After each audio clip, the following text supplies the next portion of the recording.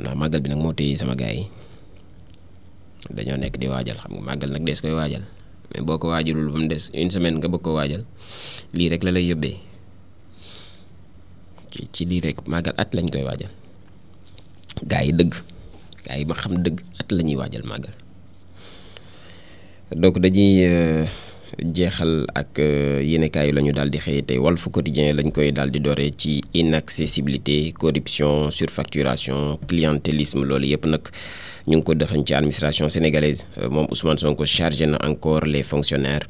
nee nag Ousmane Sonko teg na lu diis ci ndoddal fonctionnaires yi donc moom dina ca xartànku tubéyam ndax mënul nangu benn yoon ab fonctionnaire milliardaire moom le premier ministre sénégalais di Ousmane Sonko ñëwaat na ci bu baax a baax ci xëtam mu njëkk tey moom mi di Walf Quotidien des na ci redressement économique ba léegi Ousmane Sonko et social l'opposition di rétorquer li nga xam ne moom moo di le plan ñoom opposition bi tontu nañ plan bi jàpp nañu daal lu ca bari sànni nañ ko ca mbalit ma le PS di parti socialiste parle d'un agenda fiscal maquillé ñoom nee nañ daal lii ab agenda fiscal bu ñu maquillé rek la République des valeurs aussi bu Thierno Alassane Sall y voit des hypothèses économiques irréalistes ne daal am na ay yoon yu ñu ci teg ngir daal di joyanti ci wàllum koom loo xam ni lenn mënul tax ba mu dox ñoom waa République des valeurs bu Thierno Alassane Sall mu ngi ci xët bu njëkk bu Walf Quotidien bu tey des na ci Abdoulaye Fall bi nga xam ne dañ koo fal yees président bu fédération sénégalaise bu football moom Walf Quotidien ak le mondial premier défi grandeur nature di qualification bu mondial bi nag défi bu njëkk la ci ki nga xamante ni moom moo di njiitu fédération bu yees bi le septembre crucial donc pour l'entame de magistère titre Walf Quotidien Sud Quotidien moom it ci agenda national de transformation du service public bi la daal di xëy corruption lenteur ak inaccessibilité réforme donc pour mieux servir ne daal faaw ñu réformer ngir daal di gën a servir di kàddu yu Ousmane Sonko mu ngi ci xët bu njëkk bu Sud Quotidien bu tey bi la des na ci grève continue aussi de l'entente Sytjust UNTJ ak les conséquences yi nga xam ne mu ngi koy daal di jur ñoom baro bi di dénoncer une paralysie du secteur public de la justice ba noppi di ni nag lii mënul doon ab avantage boo xam ne mënul daal woy di am grève bi la faaw ñu trouver ci ay solution ñoom ña fare ci baro bi donc di ci ŋàññi ak addu di joxe seen xalaat ci conséquences yi nga xamante ni grève bi bu wéyee daal mën na ko daal di jur mu ngi ci xët bu njëkk bu Sud Quotidien le quotidien yéen kay itam ci premier ministre Ousmane Sonko la xëyee un fonctionnaire ne peut être millionnaire ne fonctionnaire daal mënul nekk multimillionnaire ku yor ay millions yu bari moom Ousmane Sonko moo ko daal di wax ay kàddoom la mu ngi ci xët bu njëkk bu le quotidien bu tey les Sénégalais donc ne sont pas heurtés par l'étalage de richesse indécente de certains fonctionnaires ne Sénégal daanaka lu ci bari du leen bett ci fonctionnaire yu baree bari yoo xam ni am nañ koppar gu baree bari donc les tares de l'administration passées au laser ñëwaat na ci bu baax a baax moom mi di le quotidien article baa ngi ci page 5 bu journal bu tey bi la enquête moom itam des na ci plan de redressement bu Ousmane Sonko bi le foncier la vache laitière ne daal foncier bi moom buñ mayul fa la ñuy génnee lu ci bëree bëri moom mooy wutukaayu koppar ga donc après Wade ak Macky Diomaye et Sonko mise sur le foncier pour mobiliser des fonds di les bases donc militaires françaises dans le viseur du régime la crainte d'un nouveau carnage foncier di ak njàqare goo xam ne ñu ngi koy amaat ci coowal suuf donc ñëwaat na ci bu baax a baax moom mi di enquête quotidien ba léegi des na ci Ousmane Sonko ak réforme de l'administration Sonko dénonce les privilèges amul kenn ku ci war a am privilège grève Sytjust UNTJ le barreau bi nga xam ne mi ngi alerté mu ngi ci ba léegi xët bu njëkk bu enquête quotidien les échos yéene kay itam ci examen d'état de en santé la daal di xëy ak des résultats pires que tous les examens réunis ne daal résultats yi moo gën a bon ci examen yëpp boo leen boole woon ñeel examen d'état en santé 0% de 0,70% de réussite pour les sages-femmes 4,58% pour les infirmiers d'État ak lu tolloog 7,15% pour les assistants infirmiers lii daal examen bi daal di génne l'association des assistants infirmiers diplômés d'État ak l'union nationale des écoles privées de santé ñoom ñi ngi dénoncé lii di l'application aussi de l'approche par compétence indexée di APC bi ñoom itam ñëwaat nañ ci bu baax a baax moom mi di Les Échos yéen kay Ousmane Sonko di révéler moom itam il y a des DG qui perçoivent 4 ou 5 fois plus que le président ne daal am na ay directeurs généraux yoo xam ñu ngi ci réew mi seen salaire mën nañ koo ful ñeent ba juróom ci salaire président de la république loole nag doy na waar lool.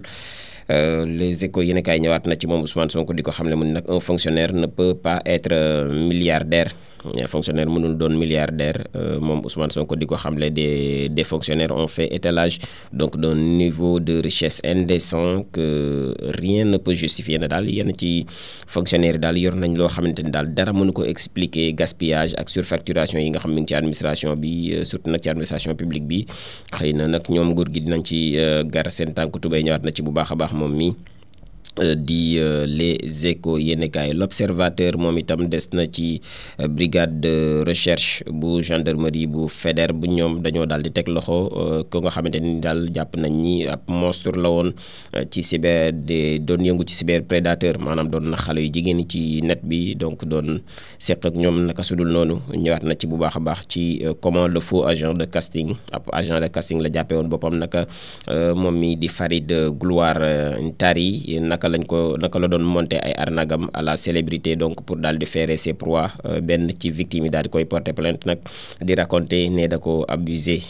maanaam seq nag moom lu ni mel ba noppi di filmer seen rapport yi nga xam ne jot nañ koo am waaye nag dafa wëlbatiku doon utiliser vidéo yi pour daal di def pression ci sëram maanaam ci rakk bu jigéen kamu seqal moo xam rakkam la moo xam magam la ngir daal di amal jëf ju ñaaw jooje ak moom l'arsenal donc numérique bi nga xam ne saisir nañ ko par les gendarmes ak surtout nag bu brigade bu Faidherbe lors de la perquisition daal dinay wane lu doy waar ci waajooju les marodi ak Even Prod ñoom ñi ngi engagé ay poursuites judiciaires contre ce prédateur donc ce prédateur donc bi nga xamante ni moom moo doon mbubboo ñaari kuréel yooyu lay ngir ne day defal xale yu jigéen ñi casting kon daal ku leen woowati casting xam leen na ngeen ni waxee ak moom réforme bu service public bi Sonko passe donc l'administration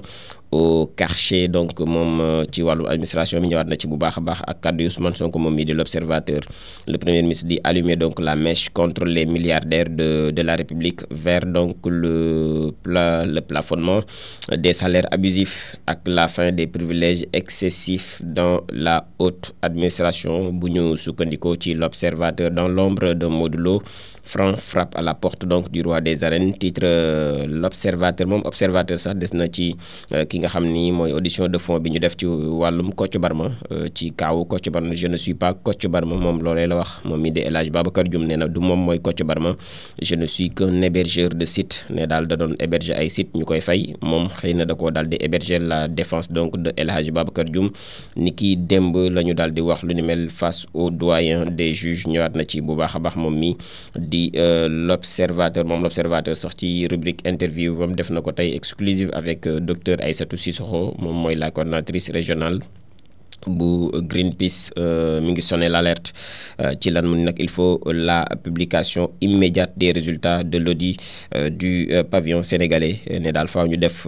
publication bu audit bu pavillon sénégalais boobu la fin des prête-noms yi nga xamante ni moom moo daal di masquer les véritables propriétaires ay prête-noms ñoom ñoo fa nekk mu nëbb ñi nga xam ne ñoom moom dëgg-dëgg suuf soosi donc de navire ak industriels yi nga xamante ni ñoom ñooy ay industriels étrangers di docteur Aïssatou Sissoko moo ko daal di xamle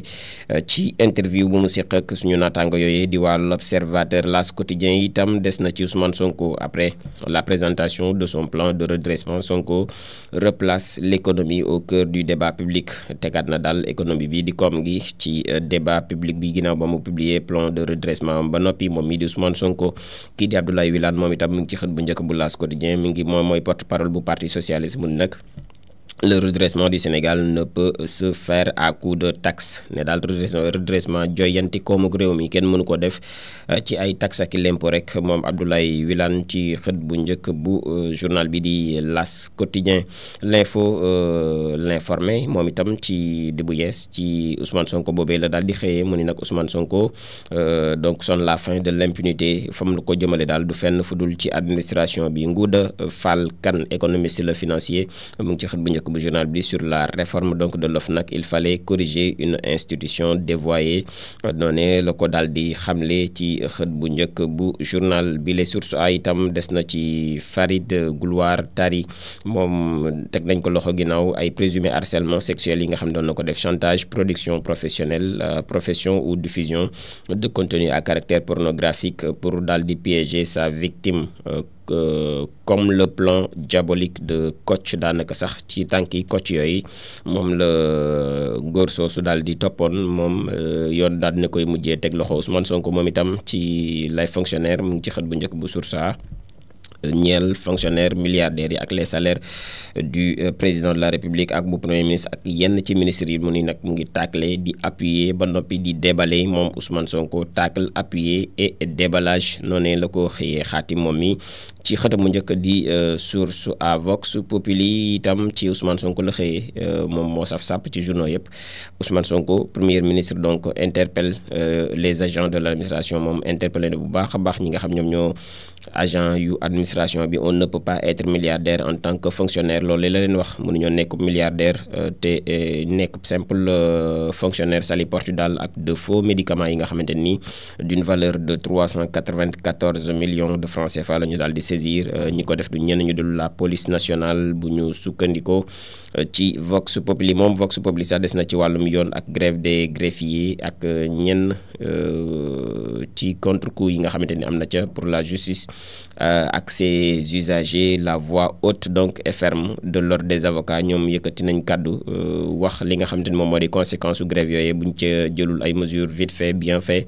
moom ñëwaat na ci bu baax a baax moom mi di Vox Populi. Direct News des na ci yoonu màggal gu Tuubaa yi nga xamante ni moom def na ay rubrique depuis weeru teru donc portrait des deux premiers xalif de Cheikh Ahmadou Bamba noonu la daal di xëyee muy Serigne Mouhamadou Moustapha ak Serigne Mouhamad Fadilou Mbacké ñëwaat na ci bu baax a baax moom mi di Direct News des na aussi ci transparence salutaire mais exigeante bi nga xam ne am na ak l'économiste Abdoulaye Ndiaye mi ngi décrypter donc moom itam le plan de redressement bu Ousmane Sonko bi wax na ci xalaatam moom mi di ab économiste di Abdoulaye Ndiaye donc détail yam mu ngi ci xët bu njëkk bu Direct News bu tey bi. Tribune Quotidien itam ñëw ci plus rare grenier vide daanaka taw bi moom raar na lool sàq ya jeex na tàkk. Situation catastrophique dans le Jolof et au Njambur ne daal ca Jolof ak Njambur situation ba metti na lool ak le bétail bi nga xam ne ñu ngi dund donc ay moments yu très difficiles dans cette partie du pays fële ca Jolof ak Njambur donc des paysans yoo xam ni au grenier vide qui n'ont pas encore semé faute donc de pluie taw ba moo fa daal di ñàkk lool. L'inquiétude aussi est grande chez ces paysans ñi nga xamante ni ñoom ils sont toujours au chômage donc mu ngi ci page 4 bu journal bi di Tribune des na ci crise dans la justice ak le conseil de l'ordre des avocats yi alerté sur une crise judiciaire prolongée buñ ci gaawul jug ci coow li nekk ci justice gi. Les points actu moom itam des ci Pastef PUR donc le PUR est-il en train de rejoindre la mouvance présidentielle muy samp laaj ndax PUR nekkul jamono ji ci tànki fekk ji mouvance présidentielle bi di waa Pastef. moom journal bi ñëwaat na en image ci li nga xam ne moom moo waral mu wax lu ni mel di audience bi nga xamante ni wala sax di kim nemmeeku bi nga xam ne Ousmane Sonko ak Bassirou Diomaye Diakhar Faye le président de la République def nañ ko seeti Serigne Moustapha Sy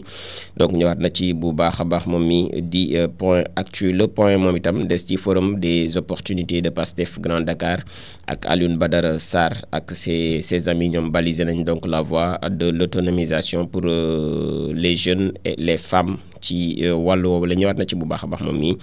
di le point. Soleil national ci agenda national de transformation du service public la xëyee moom Soleil un état exemplaire en ligne de mire noonu la ko xëyee xaatim ne daal ci agenda de transformation bu service public bi état bu exemplaire lañ boo xamante ni moom lañ daal di bëgg ñëpp gis ko ñëpp xamandoo li nga xamante ni moom la ñu xàccandoo di ko dóorandoo. Le premier ministre Ousmane Sonko daal dinay recevoir ni ki démb le document élaboré par le ministère de la fonction publique et de la réforme donc du service public, dont l'objectif li mu nekkoon moom mooy ñu daal di doter le Sénégal d'une administration moderne, inclusive et performante. Grève donc ci administration publique bi ak l'appel du chef du gouvernement loolu yëpp ñëwaat na ci mu ngi ci xët bu njëkk bu Soleil national. yor bi itam ci réforme yi la xëy réforme donc de l'État, fonction publique. Sonko dénonce les fortunes suspectes, devenir milliardaire dans l'administration, ce n'est pas honnête. ne daal nekk milliardaire ci administration bi nekkul ak njub, donc ñëwaat na ci bu baax a baax moom mi di yor bi. Libération moom itam ci centrale à charbon bu Sendou la daal di xëy l'un des actionnaires bi nga xam ne mi ngi flairer un présumé scandale donc d'enrichissement illicite, soupçon autour de 30,097 milliards de francs CFA. loolu lee la njort ni moom dañ ko fa daal di dóor. Nordic Power AB donc saisit la justice sénégalaise puis réclame une expertise des comptes et des créances ci foofee nga xamante ni moom moo di centrale à charbon ba nekk fële ca Sendou. ñëwaat na ci bu baax a baax moom mi di Libération. yéen kaay des na ci charlatanisme sur les réseaux sociaux, maanaam ñi nga xamante ne ay maaman lañ nekk ci réseaux sociaux yi. maaman lii maa gis lii maa ngi seet lii. Le marabout Omar Sow cueilli en pleine fiesta fële ca Almadi. kii nga xamante ne ab ñaankat la di woyo ci turu Omar Sow ci Almadi lañ ko fekk jëli ko en pleine donc fiesta nekk ci ay feetam ak ki caaxaanam képp. donc ñëwaat na ci bu baax a baax moom mii di Libération. yéen kaay Réew mi quotidien ci enrichissement illicite googee la daal di xëyee. Sonko met en garde les fonctionnaires milliardaires, artu na leen fonctionnaires yi nga xam ne ci ay milliards lañ tëdd jamono ji moom Ousmane Sonko di le premier ministre du Sénégal. Noyade 28 décès enregistrés au premier semestre bu atum 2025 ñëwaat na ci bu baax a baax moom mii di Réew mi quotidien. L'évidence aussi de l'opposition à la primature. Serigne Modou Fall di dénoncer l'attitude ambivalente bu Ousmane Sonko. ne daal dafa fàtte les Baye Fall même après le décès du xalif. Sonko n'est pas venu bi xalif bi wàccee liggéey sax Sonko demu fa. kii di Serigne Modou Fall di dénoncer donc attitude du comportement bu Ousmane Sonko googu la ñëwaat na ci bu baax a baax moom L'évidence ci xëtam bu njëkk. dañuy jeexal ak tàggat yaram door kook Réew mi quotidien sport plus. moom ci ancien sélectionneur du Sénégal la xëy di Aliou Cissé Ngaari Njarmeew annoncé nañ ko fële ci USM Alger di club bu nekk fële ci Algérie ak les dessous donc d'un transfert avorté. daanaka transfert ba sax mu jëwul am. ñëwaat na ci li ko yàq moom mi di Réew mi quotidien sport plus. CHAN 2025 Sénégal nekk na en liste donc face au Nigéria tey lay doon ci mardi bi muy ñeel championnat d'Afrique des nations donc nga xam ni équipe locale yi ñoom ñoo fay daal di jongante. moom Sénégal tey dina jàmmarloog waa Nigéria ci mardi bi ñu daal di nekk. Point actu sport itam ci lamb la xëyee. Franc bi nga xam ne lâché na ses premiers mots, maanaam génne na ay kàddoom yu njëkk ginnaaw bi mu amee ndam ci kaw Eumeu Sène. Eumeu Sène est un champion, le meilleur a gagné ne daal Eumeu Sène champion la waaye ki mën moo gagné di kàddu yi Franc Ndiago ci xët bu njëkk bu point actu des na moom. Point actu ci CHAN ak Souleymane Diallo. Avant l'entrée donc en liste du Sénégal moom coach bu équipe nationale locale boobule donc nous souhaitons le soutien du peuple sénégalais pour aller au bout de ce tournoi. ne daal bëgg na Sénégal yëpp jàppale équipe bi ba ñu dem à bout donc de cette compétition. Tribune Sport itam des ci l'échec des Lions ca Afrobasket. kii di Baba Tandian di interpeller Khady Diène Gaye di madame la ministre. trop c'est trop, il est temps d'agir. ne daal li ëpp na lu ëpp tuuru faaw daal ñu daal di jóg donc depuis 12 ans moom maître Babacar Ndiaye di répéter les mêmes discours creux. ñëwaat ci bu baax a baax ci coow loolu le moom itam di Tribune Sport ci xëtam bu njëkk. tey Record moom itam ci CHAN 2025 bi la xëyee Sénégal Nigéria tey bu 17h jotee lay doon. les Lions au testeur des Super Eagles. jamono ji ñoom la ñu war a daal di jàkkaarlool. Souleymane Diallo sélectionneur du Sénégal nous sommes venus ici pour un autre titre ne daal dañoo ñëwaat ngir am beneen titre moom Souleymane Diallo moo ko daal di xamle di coach bu équipe nationale bu Sénégal. Fédération sénégalaise de football AGE bi muy assemblée générale élective ba nga xamante ne amoon na fa donc ak la coalition donc bu Madi Touré bi. Madi Touré 2025 ñoom ne lâche pas l'affaire, faire les démarches nécessaires pour faire la lumière ne daal dina def lépp lu mu laaj ngir mbir daal di leer moom ba mu génnee ca pour rappel ba mu génnee ca li nga xamante ni moom moo di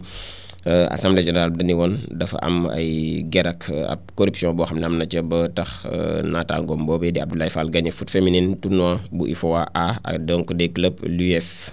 SAS bu Mali ñoom ñu ngi défier donc les Eagles les Aigles de fële ca Diamniadio donc ñëwaat na ci bu baax a baax moom mi di record lutte ak lën ki nga xamante ni moom moo di Jackson Junior ak Franc la jeune garde donc prend le pouvoir. Jackson Junior am na ndam Franc am na ndam daanaka gone yi ñu ngay jeexal mag ñi ci làmb jile foofee sax la ñuy daal di jaaree wàccee li nga xam ne moom moo di kàddu gi 9h passé de 24 minutes. Quand il n'y a pas de débat, il faut